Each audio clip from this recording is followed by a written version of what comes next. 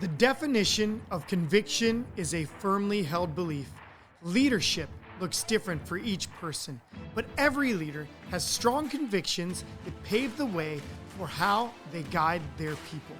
Whether you're an experienced leader, a current leader, a novice leader, or a soon-to-be leader, this podcast is a must for you.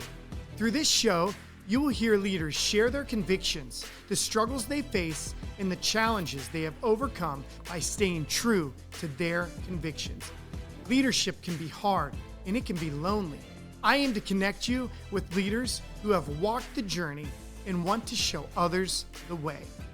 This is Bo Vincent, and you're listening to The Conviction of a Leader.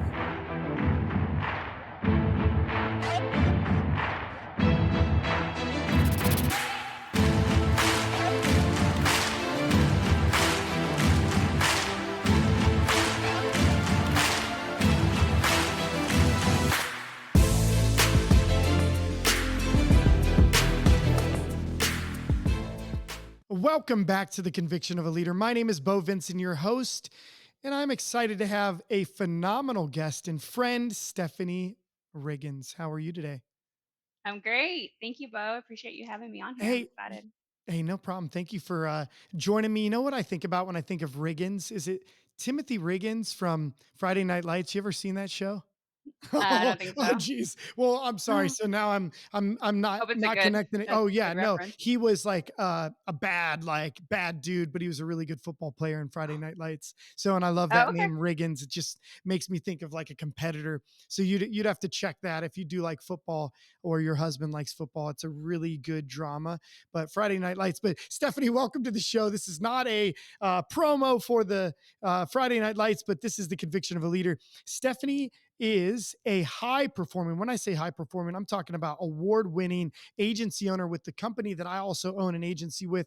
And she is a wife and a mother of 4 human beings, which is crazy because whenever I meet a mother who is just crushing it, the level of respect I have is at a different level because mothers are not like fathers. They're slightly different and in an amazing way, but you are the nurturer, the care of the household and the family, and then you can go to work and just kick ass like you do and do so well. So thank you for coming on. You know, you started in humble beginnings with as a secretary of an independent agency, and you ascended into a sales agent, then a sales manager, and an operational manager for then a captive agent, which led you to being in the industry for over 15 years now, right?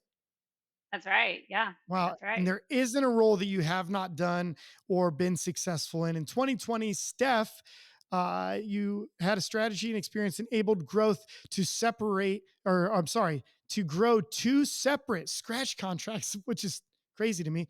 So you're now 8 million in premium within 3 years, completely debt free. Now that is huge for our industry or any industry for a business, is to be able to start a business, create a business, and still be debt free, especially in the first 3 years. Now, yeah, it's not uncommon for people to be 10, 20 years down the road debt free, but 3 years in, debt free in the size you are, congratulations. Under your Thank you. leadership, your agency has grown from 0 employees, just yourself, all the way to 13 insurance professionals, which is phenomenal. That's big. We're at 12 or 13 ourselves. Recognized most recently with Honor Ring National Summit. Your team currently writes over 300 items a month, which is huge for all you non-insurance people out there. That's like 300 different products that she's insuring a month: homes and autos and condos and renters and all of that. Now she is in a phenomenal market, and she just continues to just grow and grow and grow and lead that market. So welcome to the podcast. What did I leave out in your journey or your intro there? I mean, I think Anything? you did really well. Yeah. You gassed me up. Okay. I like that. Yeah. No, Thank you, that's Bo. my job. My job is to gas you up. My job is to put you on a pedestal today and to ask you the questions that people need to hear so that they can help, well, so that you can help them grow in their journey of leadership, entrepreneurship, as a leader, as a manager, as an owner. So I'm excited to have you on the show today. So tell me about this journey. So I walked through in your intro from going from how did you even get into insurance? What led you to being a secretary at an independent agency? Oh, it's a great question. Honestly, I did not grow up with dreams and aspirations of being an insurance agent someday, as I'm sure most of us Right. didn't. No. Some Um, did. yeah, some did, which is Some did, but awesome. not you and I. I hope my kids feel that way. So, but Yeah. as of yet, Right. they don't. But I just kind of fell into it. I went to college on a full ride academic scholarship and dropped out Wow. after my Whoa. second semester and really struggling to figure out what I want to do. Started waiting tables, which seems like a really, really bad decision probably at the time. But um, ended up getting recruited by an insurance agency owner to kind of help him with some clerical stuff at his office, and I jumped on the opportunity to get out of the restaurant industry, just and then just kind of took it from there. And looking back, dropping out of college on that full ride was probably the best decision I ever made. I mean, you know what? I've never heard that from you. That's huge. Oh, Let me really? tell you Yeah, why. yeah. Never.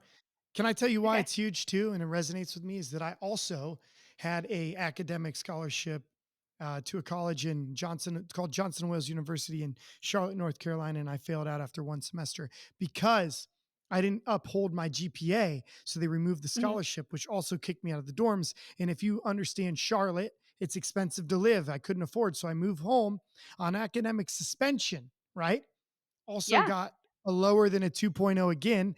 It was like a 1.97 or 98, and I failed out of college. And yeah. I went to wait tables for a while, but then I went to Oh, a look at factory us. job. Went to a factory job for a while where I eventually lost my finger. And then I went into serving after that.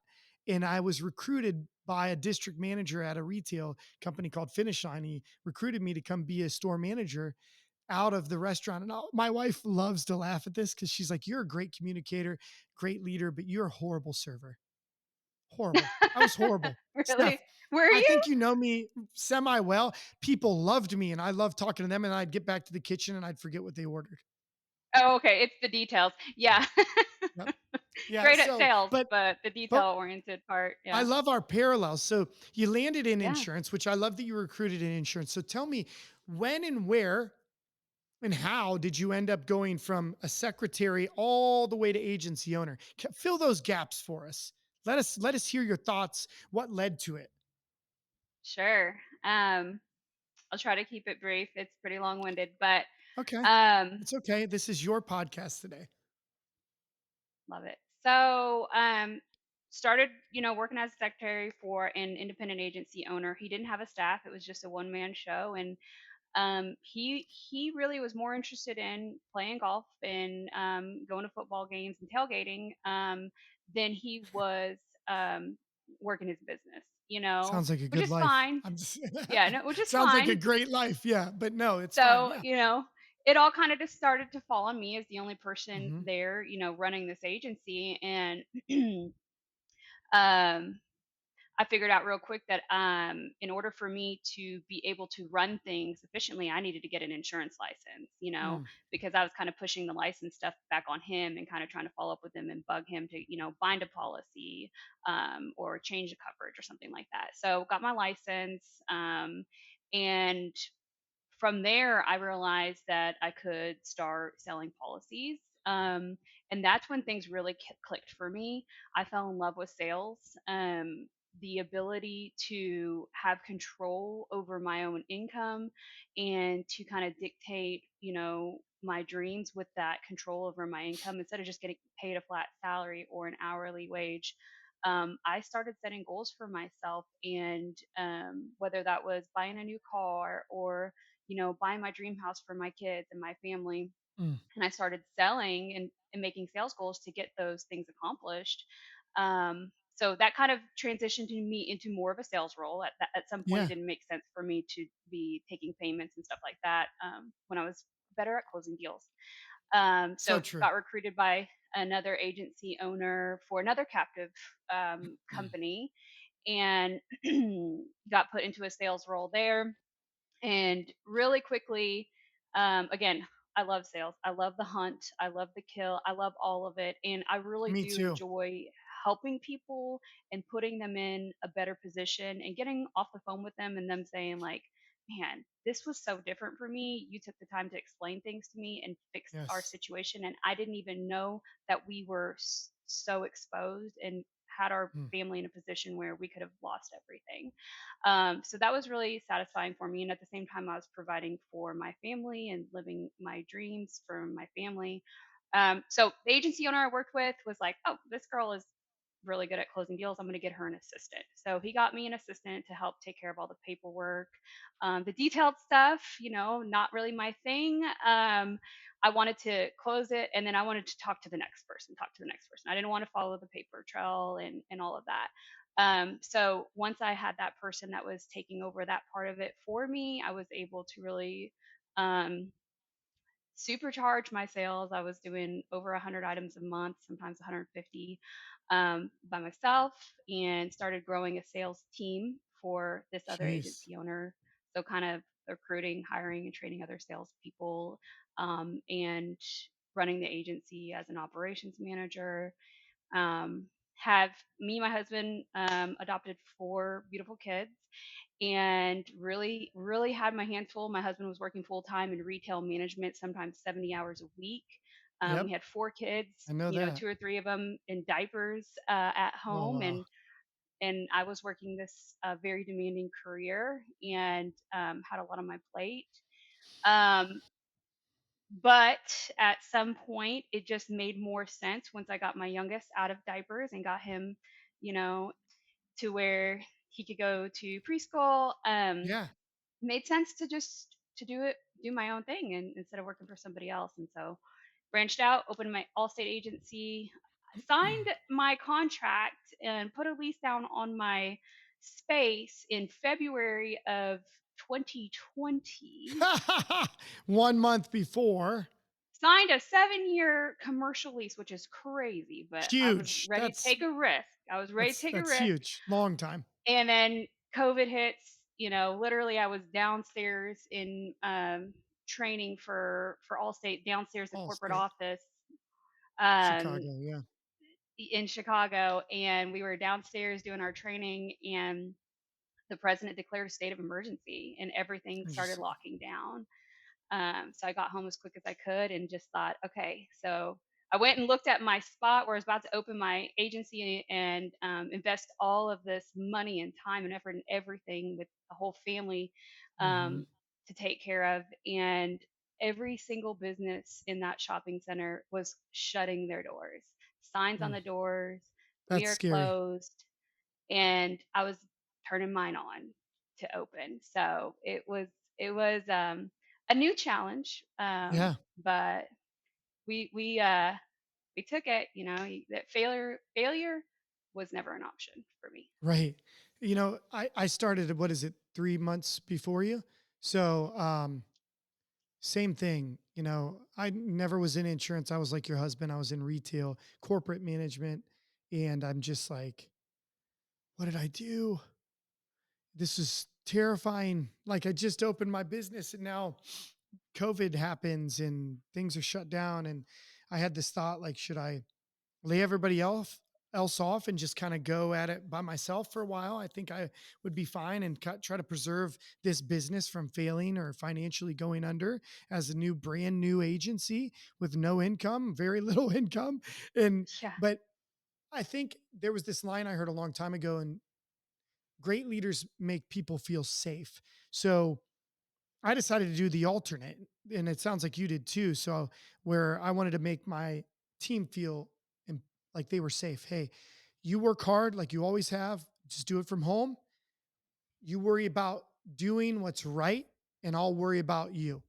You just do your yeah. job, and I'll worry about taking care of you and making sure that you're employed all the way through this. And I did. So tell me about what was on your mind when you're walking this plaza and you're seeing businesses close and yours is opening. Like, tell me how that started and how it continued through COVID for you. Yeah. When you opened your doors, did you have any employees? I didn't. Well, I did. I recruited, prior to opening, and I opened. I think I had recruited and hired maybe 5 employees to Wow. open my doors with. Um, but my thoughts, kind of going back to opening in the middle of a pandemic when everything else was shut down, it never once crossed my mind not to do it. It never Mm. once crossed my mind to back up or to the only thing I did was invest all my time and energy of figuring out strategies to do it despite the situation and to Yeah. crush it because Couldn't. knowing that I was going in on this scratch contract, I just didn't have a choice. And No. so just strategizing ways to make it work and crush it from day one despite what's going on was all that was on my mind. Right. And one of the biggest differences that I've tried to talk to leaders about or educate them on, not to tell them, because you know what I hate, and I think you're very similar to me because I can tell you're strong-willed. When somebody tells you, don't do this because it sucks, it's hard, it's not good. Like if your first agency owner that was out golfing and all this, like, oh, you don't want to be an agent, it sucks, it's so risky, and blah, blah, blah. And you're like, yeah, sure it is. So I don't tell people what they don't want to do, right? I just educate them on some of the things. But what was different about you and I at this time for COVID was we couldn't just quit. We just started a business. You don't, this isn't like we started a new job in a new industry, which could also be scary. It was like you are starting a business. When you own a business or start a business, you don't just get to quit and shut your doors and quit and leave and fire everybody, walk away. Now, employees continue no matter what level they're at, president, CEO, they can still quit, Yep. still walk Yep. away. They can still find another job, still find another career. We don't have that luxury. And I think that's part of the risk reward that owners have to take on their shoulder. And what was that like for you in the beginning? Just realizing that, whoa, like, I know I can do this, but it's definitely different being with all the risk and reward on me. I know it probably encouraged you, but let's hear a little bit about that side. Yeah, it was definitely a different position for me to be in because all my Hmm. life I had been an employee and didn't take on any sort of risk. And so I will say that being an employee for so long, I wouldn't have traded it for anything. It really taught me so much to, Good. as crazy it sounds, to be have balled and chained to that desk for 8 9 hours a day. um, it taught me a lot. I didn't have any freedom or flexibility, so I had to learn how to juggle, 4 kids Mm, and a husband and a yeah. home and a career, and prioritize and make it all Yeah. work. And there wasn't always balance. Um, sometimes I gave more to my family and my career kind of got put on the back burner, and Hmm. sometimes my career kind of took the front burner, and I had to slide on my kids and my husband for a little bit or just take a step back, and that's just part of it. But being an employee taught me a lot of discipline, that I wouldn't trade for anything. So taking that experience and that knowledge that I learned from being an employee for so long, Mm, I think is what helped me to get myself in the position that I was able to get myself in when I opened mm. the doors being a business owner and having that discipline. Wow. So, you know what I've learned from speaking to so many great leaders and entrepreneurs is that I haven't really met anybody who regretted their journey or their past. The greatest leaders I that love I've met. that. So you are in good company with that same thought. I love that you said that because I've learned the greatest leaders don't wish to change their past. They're excited they had that past so they can decide their future. Because I'm like you, if I didn't work 15 years in retail, leading somebody else's business at a high level with, 31 direct reports, 600 indirect, 50 million, do would I have been as successful as fast in a brand new industry, not only brand new industry, but as an owner in a brand new industry that I'd never sold a policy before I opened the door? So I think it goes back to that is that I was uniquely gifted and challenged throughout my career that set us to be successful at the time that we started. If it was too early, I might Agreed. have failed. I don't know if I would have got through COVID. Like, say COVID started when I was 28 and I decided to be a business owner at 28 versus 35. I don't know if I would have made it. I don't know if I would have had Same. the confidence and guts and belief in myself and a family. I probably would have retreated right back to retail, what I knew. Yeah, So I'm with you. I I agree. love hearing that from you. You're in great company. Good for you. So how have you evolved as a leader and a business owner the last several years since you started? Oh, um, What's it, changed it's definitely it's a it's a journey. It is Mhm. such a journey. It's such a wild ride. Every day? Um, I've learned so much, and I would say that almost everything that I've learned is just through failure. It's Mm, just through making mistakes and messing up and um, it's good. falling down and then cry about it for a minute, but then all right, what did this teach me? How can Right. I get better because of this? And then just growing through all of that, as a leader and a business owner, I would say that's the biggest evolution for me. That's cool. I love that. So essentially, you said you failed quite a bit. You had some setbacks, but Yeah, yeah. you've stood up and got up more than you've fallen down, which is important. I think if as a business leader or owner, if we didn't take risks and fail, we would never take risks. So we have to take risks, and we try to take as calculated of risks as we can. And sometimes they're not as well thought out. Some of the people in Yeah. we have a really tight group, and we'll talk about that later on. And you're part of it. It's called the C8, which is some of the eight best. I'm the eighth, but seven other people that I think are not only some of the best agency owners in America, but also some of the best people.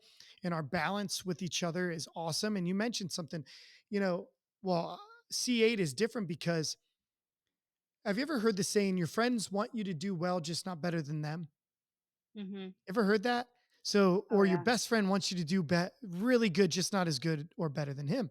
So Yep. there's that competitiveness. But within our group of C8, we are so encouraging of each other's successes because, we're kind of invested in each other's success through the work and the advice and time we spend together. We want to see each other be successful, and that's not very common to find a group of people that are willing to share their successes, how many times they've fallen down and gotten up, and then to help other people become successful. And if we were a self critical or didn't have self confidence, it would be very hard to give other people advice that could make them better than us, Mhm. right? But Yes. because Yeah. so what a great group, and thank you for sharing that about, just you have to stand up. When you get knocked down, you have to stand up. I used to say when a lot of things happen at once, I felt like I was standing in the center, like the eye of a tornado, because I like stepped into it, or the eye of a hurricane. And it felt like calm, but literally chaos was all around me. But I was like paralyzed for a little bit because there was so much going on. I'm like, what do I do? Where do I go? And I'll be Yeah. honest with you. I'm glad I learned that under somebody else's business so that I Yeah, could be more absolutely. proactive now in my own business, where I was more reactive then. I was getting punched and deciding, who do I hit? Where do I go first? I learned to be proactive in somebody else's business, which has been night and day for our success and our profitability within my own business. So, thank you for joining. This is the conviction of a leader, and I'm going to ask this. Hopefully, you know this because I've sent you things and the podcast. But the conviction is a strongly held belief. And when I started the conviction of a leader, I actually wanted to talk two parts. Conviction is actually a strongly held belief, but the other side of conviction is like being found guilty. And I wanted to talk about both. So maybe we'll do the being found guilty side later on, but let's talk about the strongly held beliefs. What strongly held beliefs do you have as a business owner and leader, mother, spouse, that have carried you through this journey that has kind of been your center? I think, you know, there's so many, but for me, I think the biggest one is, if you believe it and you believe you can, then you will. And so just having that mindset of, um, that you have a plan, you have a goal, you have a dream, and you're going to do what it takes to make it happen despite any of the challenges or setbacks along the way. And holding on to that belief throughout your journey, you'll get Mhm. to your destination. Wow. So I had a office meeting this morning, and then some other things happened. So I was a little bit later to getting to the podcast studio and started our podcast a little late. And I appreciate your patience today. But on the on our morning meeting today, and this is how we do Monday, Wednesday, and Friday's meeting every week. We start out with the same routine. Why? Because we want people to have some consistency in their life, know what to expect, when to expect it. Our sales manager goes first, our ops manager goes next, and then I go. I kind of bring it home when I'm there, when I'm available. Well, today I brought up the quote that has really driven me, and it reminded me because which is so cool because I was actually hoping in some weird way somebody would say something that would help me think of this. And it did. So watch your thoughts, they become your words. Watch your words, they become your actions. Watch your actions, they become your habits. Watch your habits, they become your character. Watch your character, it becomes your destiny. And I always speak about your words are so powerful and your thoughts are so powerful because if you believe you can, then you'll speak that you can. If you believe that you can be an agency owner, and you believe it's your destiny and your dream, then you should go do it. But you'll start to speak words of affirmation over yourself and your life, and they turn into actions. What actions are you now? Which is sad because how many people do you know starts with a thought and they speak the words and they never take any, never Yeah. take any actions. Kind of stops there. What Yeah. what do you think is the difference? And this is a hard question. What do you think the difference between somebody like you who thought it, spoke it, and took actions, and somebody who thought it, spoke it, but never did it? Maybe somebody that works for you is like, oh, I could be a agent, but never ever do it. Or I want to be an agent and they never do it. Yeah. What do you think the difference is between them and you? I think Hard it's question. really about finding your passion and your drive. And Okay.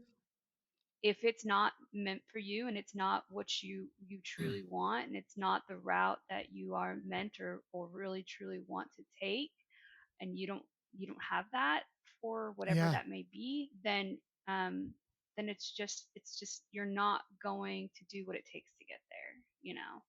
So for me, I love, I love what I do. I love sales. I love leadership. I love developing people and teams and that sort of thing. So for me, I became very passionate about it, and I knew that this was it for me, and I wanted to Mm, take this as far as I could, and so that was one of the factors that led me to continue growing and living into that. But if for that's somebody good. else they aren't sure and they don't feel that way, then they're not going to necessarily execute on Mm, those thoughts yeah. and teachings. Well, you know what? That reminds me of something. There's so many people that want what you have, or maybe what I have, Mhm. but it's not because they feel called to it or where they're going to find fulfillment or passion. It's because they don't see the hard work. They just see what you've gotten from it. They see your beautiful house Yep. and the Yep. blessings that you've gotten from your hard work. And that's what they want. Right. But they don't really want to lead people. They don't really want to own a business. And it's it is like tied to each other. Can't It is. want our blessings without the hard work. You can't, You're and so and right. trust me, if you are You're so seeking, right. I've said this before, I want to seek to be a man of worth, not a man of success, because I've Hmm. found success through offering worth and value to others. But here's the flip though. If was seeking success, I know I still would have found it. The difference is I would have felt worthless and nobody to celebrate it with. I probably wouldn't have anybody to celebrate that success with, but because people like you and I who put other people first or families first and want them to be with us, offering out worth and value, we now have people to celebrate the success with, which is so much more impactful. I would not want to be a multi-billionaire alone with nobody to No, celebrate, fake people around me. I'd rather be where I'm at today. And that's the absolutely. truth is that we were made to do this. And when you're made to do something, you go do it and you do it well and you find passion in it. And there's something when you know what you were made to do, it eliminates all options. So I Yeah. couldn't come to you today and be like, hey, would you like to come do this business? You're like, no, I'm doing this. This is what I was meant to do. And even if I did that, it's like, yes, come after this because I'm Right. doing what I'm meant to do right now. So I love that. And I have the saying, an abundance mentality is it is a culture of generosity and it will bleed from you to your employees. And what I've learned is the employees are attempting to outdo one another for each other Mhm. and the customer. So it's weird because the more generous you are as a leader, the more generous and forgiving our employees will be to each other and to the customer. So when they don't feel like it's my food on my plate I have to protect, because I won't give you a piece of my food because I somebody might take the rest of it. But if I Yeah. give you a piece of my food, knowing that somebody will bless me with more food, or Stephanie will come in today and give us more food, an Yeah. abundance mentality that there's always more to give, even when there's not. Like it So changes the spot on. culture around you. So you know, Spot on. tell me about tell me about your culture. So how is it today? How would you describe it? And how has it changed over the last 4 years? Because I'll tell you, mine is Um, night and day difference from 4 years ago. Night and day. so much has changed. You're so Yeah. right. It just really evolves. And I would like to think that we have a culture of like you hit the nail on the head when you said abundance, just that abundance mentality. There's no scarcity around here. There's enough for everybody, and Mm. we can all succeed and we can all thrive and we can all achieve our goals and have fulfilling careers and lives, and a work life balance is really important to me for my team, and so I think just having that culture that, we're going to work really hard, we're going to achieve our goals. The sky is the limit. We have a culture of accountability. It's very strong in my office,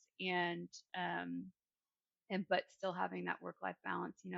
My people, most of them work 35 to 40 hours a week. A So lot of them good. aren't even putting in 40 hours because I, I don't want to punish a high performer. If you can exceed all of your goals and targets in 35 hours a week, then go to your son's game. You've done your part here. And so I think that's really, really important in my office. And I think it's a big part of our culture too. Wow. So I like the accountability part that Big. you talked about. I think it's huge because it starts with you.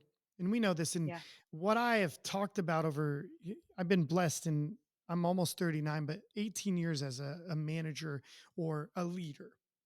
Yeah. And I've had to learn a lot. I mean, I've failed, embarrassingly failed. I used to not address conflict until I was so pissed I let it rip. And Yeah. that's the immaturity. When in my early 20s, I'd walk in and rip somebody's head off after Hmm. allowing them to do something for 5 weeks that finally got me so fired up. I had to hold them accountable and embarrass them in Hmm. front of everybody and ruin my trust, not only with them, but everybody that witnessed it was like, oh my God, he's a loose cannon. He's unpredictable. He just yelled at maybe his best employee or favorite. I don't know. So Yeah. learning to deal with accountability and how to deal with it correctly is so huge and in our journey. And I've changed over and over and over again. And I think I'm at a point where I'd like to think that I'm starting to hit my stride as somebody that Hmm. can handle tough things with a lot of pride, like not pride, but holding accountability correctly and speaking to people like they deserve to be spoke to. So like you would want them to. Right. So tell me about your accountability and how it's kind of changed and grown. Definitely. That's a huge part of accountability is such a huge part of leadership and business growth. And Mhm. and honestly, for me, when I started out in leadership, I was very young and very immature, and I had no very little real life experience. And so I definitely struggled to lead people. And so, I kind of evolved from this feeling that, leadership, when I was 23 or 24 years old, I thought was telling people what to do, being the boss. And I kind of struggled because I would give, maybe a new sales agent some coaching or some direction, and then, they wouldn't implement it. Yeah. And I would get frustrated, when I go back a week later and say, "Well, why isn't any of this happening? I told you to do XYZ and you didn't do it." And then 2 weeks, make sure you do it this way. 2 weeks go by Hmm. and it didn't happen. And so as I evolved, and it was pivotal for me opening my own agency and having that sense of ownership of everything. I really started to just then really start realizing that leadership is so much more than telling people what to do and writing them for not doing it. It Hmm. starts with inspiring them and influencing them. So If true. you want them to do something, get them to believe in it the way you believe in it. So And good. so just kind of going So true. going through the why and getting them bought Mm. in so that we're on Mhm. this mission together and they see the finish line and they become passionate about it. When they become passionate about it, no matter how small it is, um, they will start implementing it, right? And then So true. we've got to go back and hold them accountable. So Yeah. I'm not a person that you can tell me, rattle off a bunch of instructions on something I don't know what to do and I'm going to get it the first time. I'm just not that sharp. Okay. Yeah. I'm going to have to go back. I'm going to have to read through it. You're going to have to tell me again. I forgot, 7 details that you explained. I completely botched that. So why am I expecting other people to just get it the first time I explain how to do something? I mean, that's just not how Yeah. people learn. So let's teach them, let's explain, let's get them bought in, let's Mm. inspire them, let's influence them, but then let's go back and let's go over it again. Same Yeah. conversation. Let's teach it Mhm. again. Let's have them say it back to us. Let's do it in multiple different ways. Let's read it. Let's write it. Let's role play it Yeah. and let them roll a little bit. And then let's check again and just let them evolve. And that's how you hold people accountable. And that's how you get people to do the things that will make them and your business successful. Mm. So much good stuff to unpack in just that conversation. And I truly believe that leading and being a manager is really about them, not about us. And I Yeah. think when you start to put other people first, right? So my mantra was when I first started business was we love insurance, we love people more. And here's a little secret. It came from my past career. I used to say we love shoes, but we love people more. I just walked around saying that. Every Yeah. store I went to and visited, it was a Love cool that. saying like, "Hey, I know we love shoes, but how do we show people that we love them more than the shoes that you're selling them?" Because a lot of people are sneakerheads. They love the shoes, right? So, Yeah. and then I went into car parts and I said, "Hey, we love auto parts, but we love people more. How do we show it?" So it always started with me. What's funny is because as a father, as a mother, your kids will do what they see you do. As a leader, your staff will take on your DNA and what you do. So if Yep. you're a strong leader with strong beliefs and you hold the line well because you want to lead well, they will too. So what I learned is Thousand that percent. if the best way for me to show them what we love insurance, we love people is for me to help them see I will make you feel safe. I'll put you at the center of everything that I do and I'll worry about you. You worry about your job and the customer and I'll just worry about taking care of you. That way it took Yep. this relief off of them about how do I take care of this, this, and this? I'm helping take care of that. You just have to worry about your part of the business and I'll worry about you. So it started there and then it bled into them and it bled into our customer. And then I had to trademark it because it got so good that we love insurance, we love people more. I was like, hey, I don't want to see that on some big name commercial for insurance. And I'm like, oh no, that's my saying. So Yeah. yeah. No, it's so But true.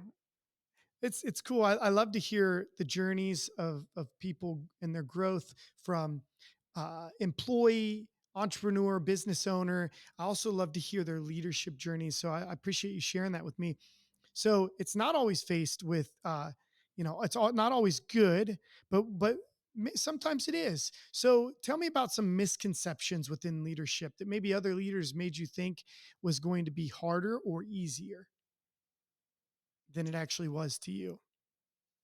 Hmm. That other leaders. Um, Yeah. I think one thing um, that I really came in with a misconception about was Mhm.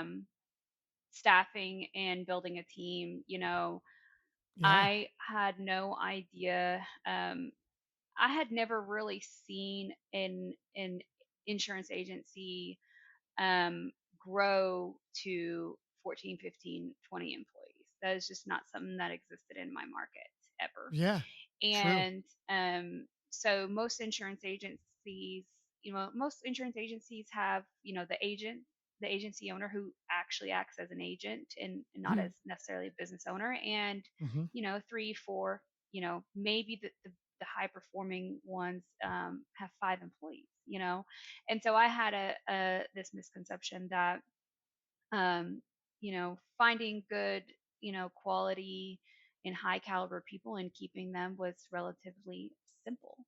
And what I didn't realize is that those teams, of 4 or 5 people had grown, and it had taken those agency owners, 15 or 20 years Mm. to get a solid team of 5 people. There was so much more to it. And so when I Yeah. came into this, I kind of had this idea that I would hire this team from the get go, these 5 people, and they would help me build this, and they would rock it, and we would just keep adding, and it would be so easy on that front. And that was one of my biggest struggles and my biggest lessons, is that it doesn't work that way, and it takes time to build great things, and it takes time to develop great people, and not everybody who starts with you is going to end this with you, and that's Yeah. okay. And so figuring out really, really fast from month 1 or 2, when Yeah. they start dropping off, whether you have to part ways with them or they go on their own, and not having the time to wait another year finding 1 or 2 other people. Mm. So that was a big misconception for Yeah. me, and one of the biggest lessons that I've learned and continue to learn over and over again is Mhm. that we're constantly need to be seeking out talent and developing and pouring into Yeah. the people we have and supporting them, and building a team. Yeah. And I know that you've done a very good job at that. And so you took what maybe was a misconception or really tough for you, and now you've made it a strength for you, haven't you? You Yeah. have a very good strength in recruiting and finding great people and training them. And I think we would both agree most people would blame the candidate pool or the Hmm. employees don't want to work versus Hmm. looking in the mirror and saying, maybe I'm just not a good recruiter, interviewer, trainer, Yeah. leader, because Yeah. leadership covers all that. Because my 3 steps to Absolutely. leadership, you want to know what I say to be a really good leader? You have to train it. I say teach it, lead it, and expect it. You have to be a great trainer and coach.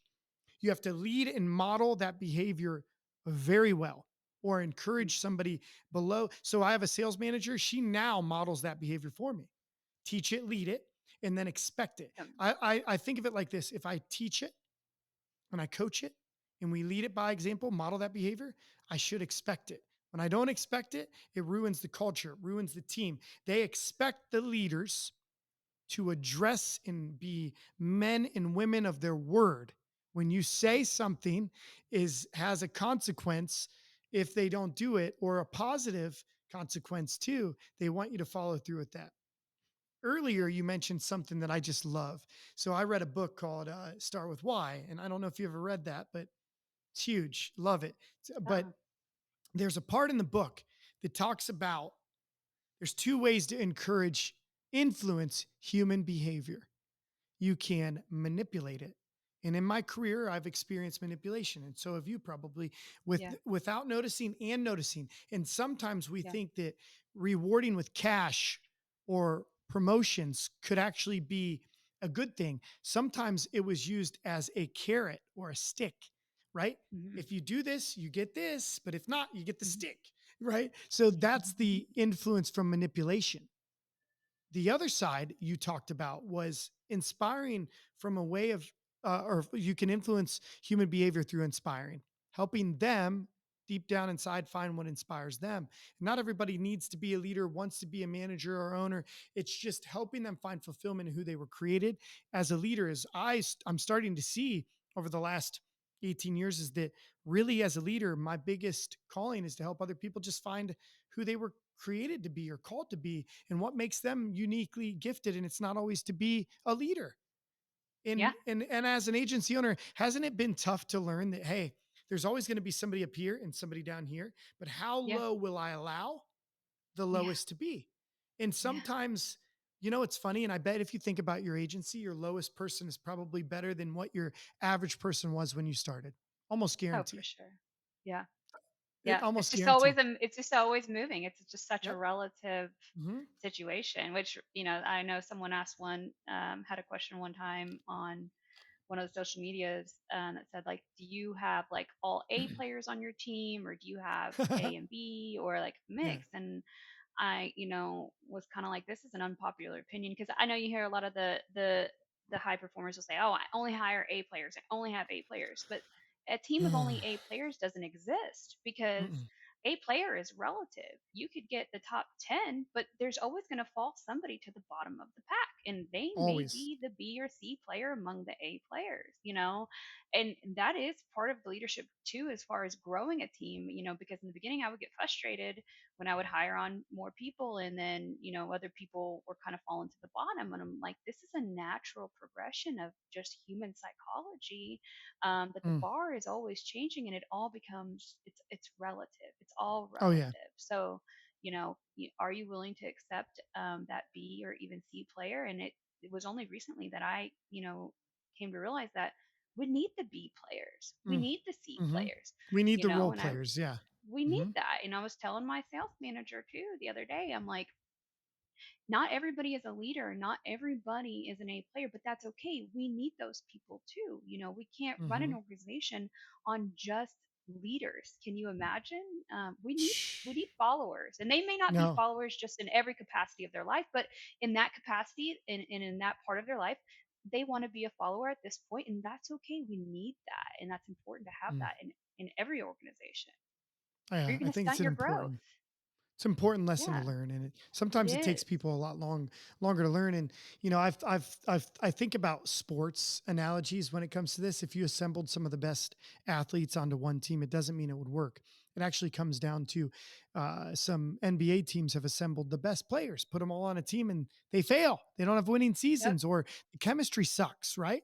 Because Yep. people, what I've loved at times is taking what somebody discarded, an employee, and showing them that they have a lot of value. And they may not Mhm. be the top performer, but their value is enough to support and grow and provide for the business, the customer, and now their family. So helping them Yes. find that, hey, maybe you were just in the wrong position. So Yes. I have this saying that, and you might have heard me say this, but I have a lot of one-liners, but one of them is good processes don't fix bad people or bad fits. What's Yeah. so great as a leader and as an owner, I've created some roles within my agency. You know why? When I left the corporate world, I said, I want to do things on my terms, on my way. And I have. I've stayed true to that, not in a selfish, prideful manner, but in a way of like, I had this employee who I put into a sales assistant role, then she became an LSP. She did really well for a while, but then she started struggling. And my first thought was, coach her up, coach her out, because that's what we do a lot of times. So, but you Yeah. know what I realized is that she is a phenomenal employee that works hard. And our processes are showing me, like I said, my one-liner says good processes don't fix bad people or bad fits. What a good process actually does is will show you that they're not a good fit. So that's what it Yeah. does. It doesn't fix it. It'll just show you. So it showed me she wasn't a good fit. So we moved her into a service role. She's now like our best service person. So like the thing Yeah. is, like, instead of Love discarding it. it, we actually created her a sales service assistant role for a while. Now she's transitioning to a full service customer service role. But if I would have discarded her, I wouldn't have this valuable employee that is so positive, that everybody loves, that sometimes the hardest thing for a leader to see is things that are intangible. They're not on the table. You can't Mhm. look at the results, but when she's around, other people are better and positive. And when she is around, things are easier for everybody. But she doesn't get as much love because she doesn't have as many results, but the results are better when she's around. So that Yeah. role player is so important to keep on your team when you understand that they are a role player and they add to everybody's life in their role. So kudos to you in your growth and in seeing that, because I stand back and I cheer for you. And we all still struggle, but I'm always here to add whatever kind of advice, or more than anything, just support of like, you're going to do it. You can do it. You've achieved so much. You've overcome so much. Why wouldn't you overcome this?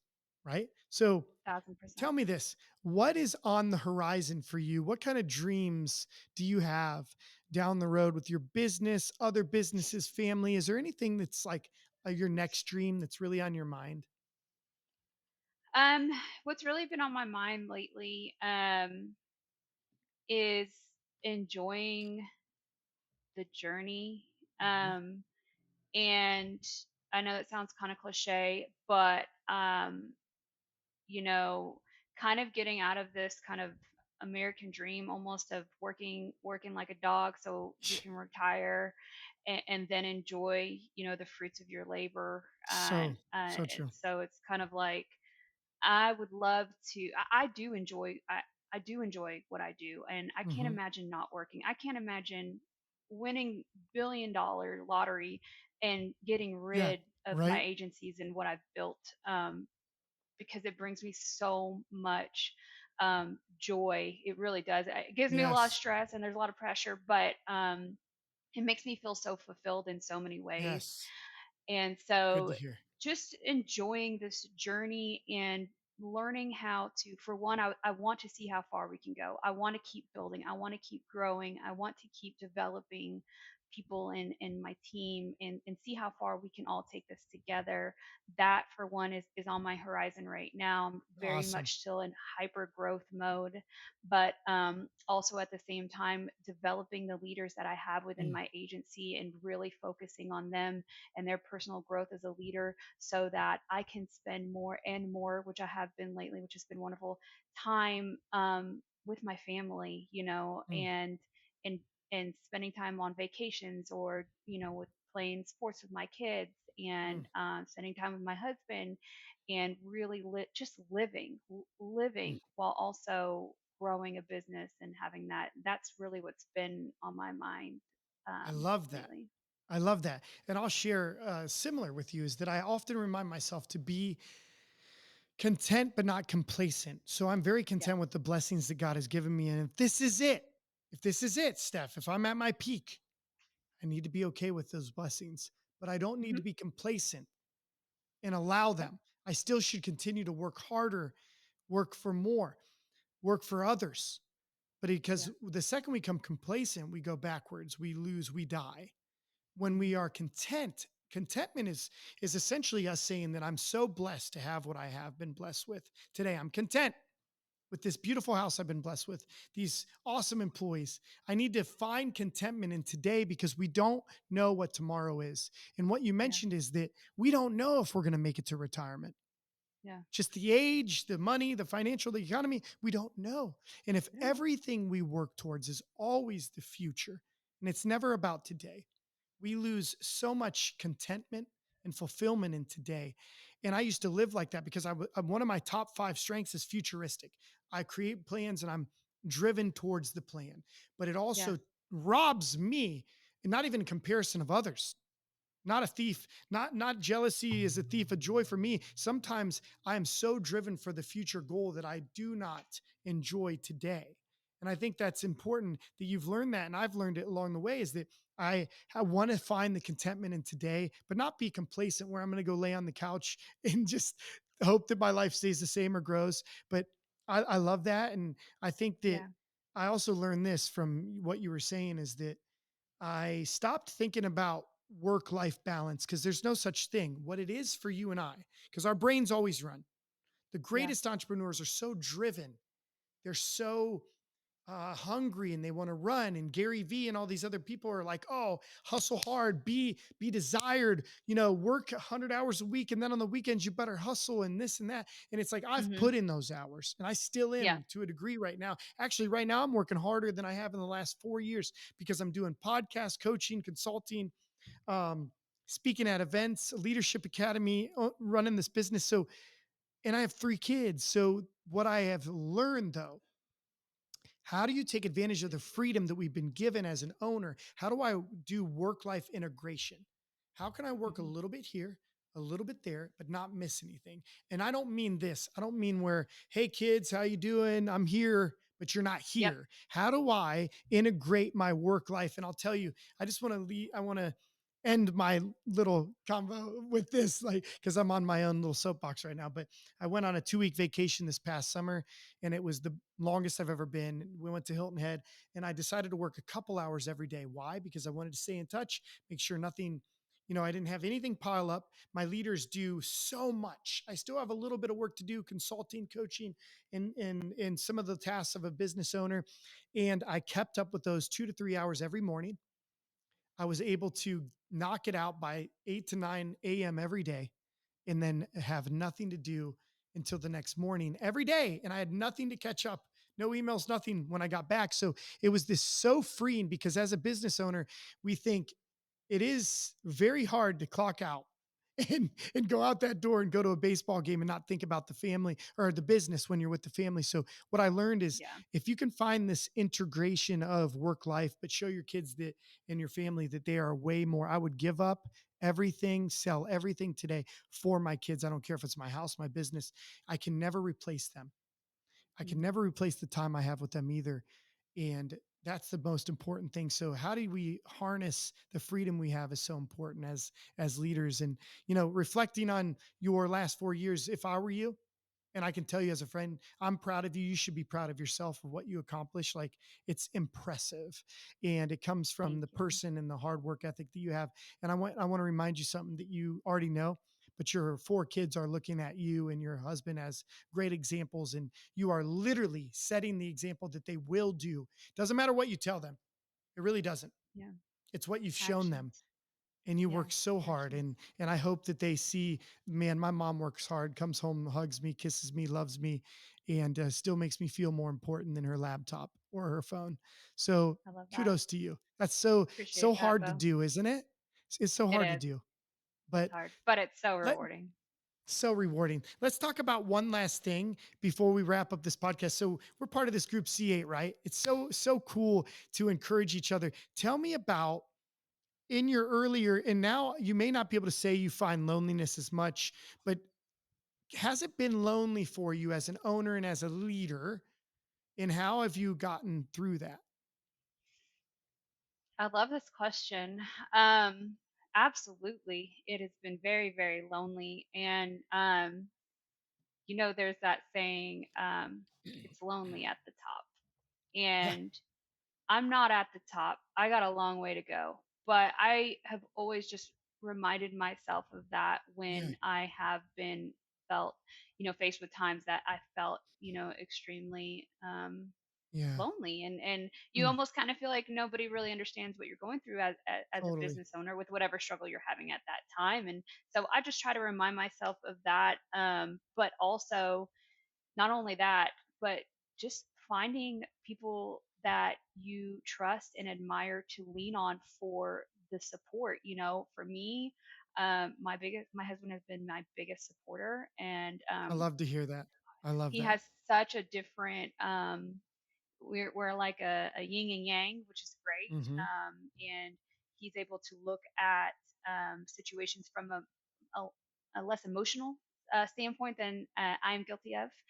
And so he can take the emotion out of it and look at things, more methodically. And that for me has really helped me to sort out decisions that I've had to make as a leader, Mm, by leaning into him and his advice, and then also surrounding yourself with other people that are on this similar journey. With our C8 group of these agency owners, we're all we may be at different parts at any given moment of this journey of business ownership and development and chasing this cheese that gets moved by our Mm, company, and all the challenges that go along with it.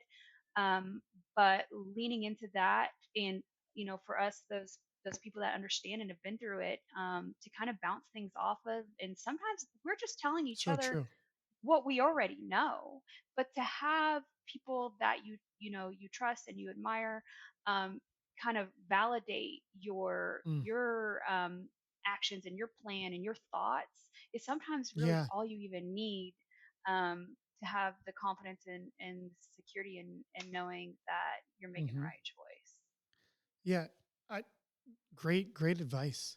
Great advice. Cause being lonely is something and listen, when you say being lonely at the top, it doesn't always mean that we've accomplished it, but you are at the top authority figure within your business. So it does, the Yeah, buck stops here with you. So it can be lonely when you have to make a decision that other people don't understand, no matter how much you have to explain or the transparency you can or can't share.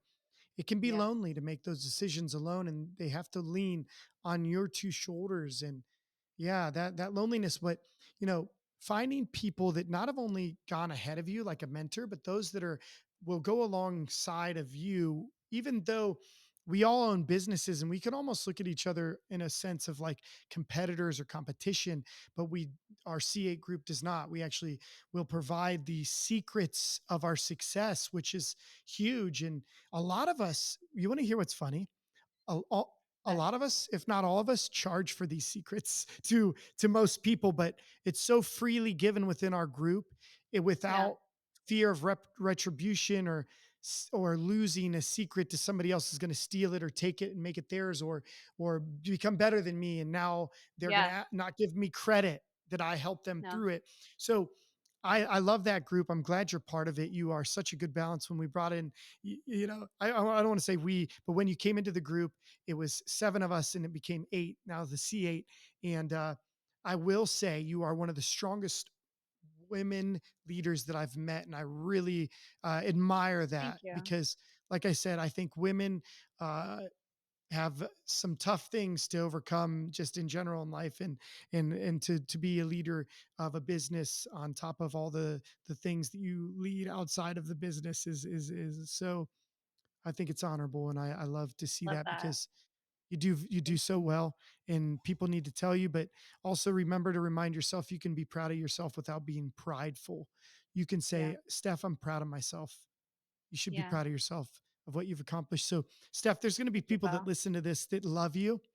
How can they connect with you? Social media is a great, Mhm. Stephanie Riggins, and I love connecting and talking with other like-minded individuals, whether they are agency owners or if they're staff or employees Not in even any in other insurance, and you want to capacity. It talk it about. it doesn't. Yeah, Yeah.